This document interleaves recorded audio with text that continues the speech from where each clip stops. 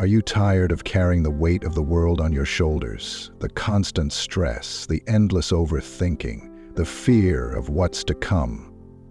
If so, you're not alone. Today, I want to invite you to a journey of surrender, peace, and trust. This is about letting go and letting God. We've all been there, haven't we? Faced with problems so big they consume our thoughts, leaving us sleepless at night. Whether it's financial struggles, relationship challenges, or health scares, life has a way of overwhelming us. And often, our instinct is to fix it, to hold on tightly, and to control every detail. But what if the solution isn't to hold on, but to let go? Letting go and letting God is a profound spiritual practice.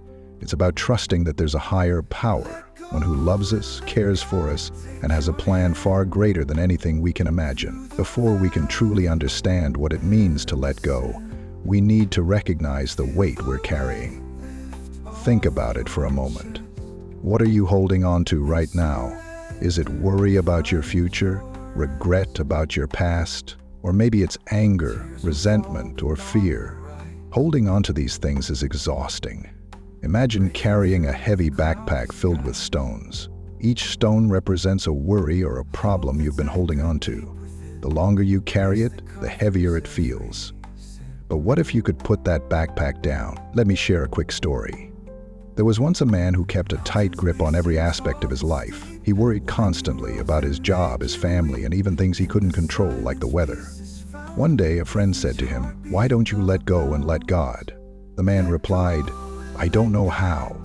His friend smiled and said, "Start small. Trust God with just one thing today and see what happens." At first, the man was skeptical, but as he began to let go little by little, he noticed something amazing. He felt lighter, freer, and more at peace. The problems didn't disappear, but his perspective changed, and he began to see how God was working in his life. Now let's dive deeper. What does it actually mean to let go and let God? It's not about giving up or being passive. Instead, it's about surrendering control of what you can't change and focusing on what you can. It's about trusting in God's plan, even when you can't see the full picture. As Proverbs 3:05-6 says, "Trust in the Lord with all your heart and lean not on your own understanding. In all your ways submit to Him, and He will make your paths straight." When we cling to control, we often block God from working in our lives. Letting go is about making space for Him to do what only He can do. How to let go and let God? Surrender through prayer. The first step is prayer. Prayer is a powerful way to release your worries to God. You don't need fancy words. Just speak from your heart. Say, "God, I'm giving this situation to you. I trust you to handle it." Even in your weakest moments, God hears you. Step 2. Let go of what you can't control. Ask yourself, what can I actually control here? If you can't change it, let it go. Release it to God and focus your energy on what you can do today. Example: a young woman named Sarah was constantly worried about her career. She realized that while she couldn't control the economy or her boss's decisions, she could focus on doing her best work and trusting God with the rest. This shift brought her peace. Step 3. Trust God's timing. One of the hardest parts of letting go is waiting. God's timing is not our timing, but His timing is always perfect. Just like a seed doesn't grow into a tree overnight, God's plans for your life take time to unfold. The freedom in letting go.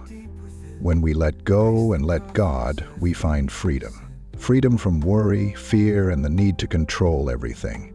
It doesn't mean life will be perfect, but it does mean we'll have peace in the midst of the storm. So, what's holding you back today? Is it fear of failure, uncertainty about the future, or something else? Whatever it is, I challenge you to give it to God. Trust Him, and watch how your life begins to change. In conclusion, letting go and letting God is a daily practice. It's not a one-time decision, but a choice we make every day. It's about saying, "God, I trust you with my life, my plans, and my heart. Thank you for joining me today." If this message resonated with you, please like, share, and subscribe for more inspirational content. And remember, the moment you let go is the moment you make room for God to work in your life.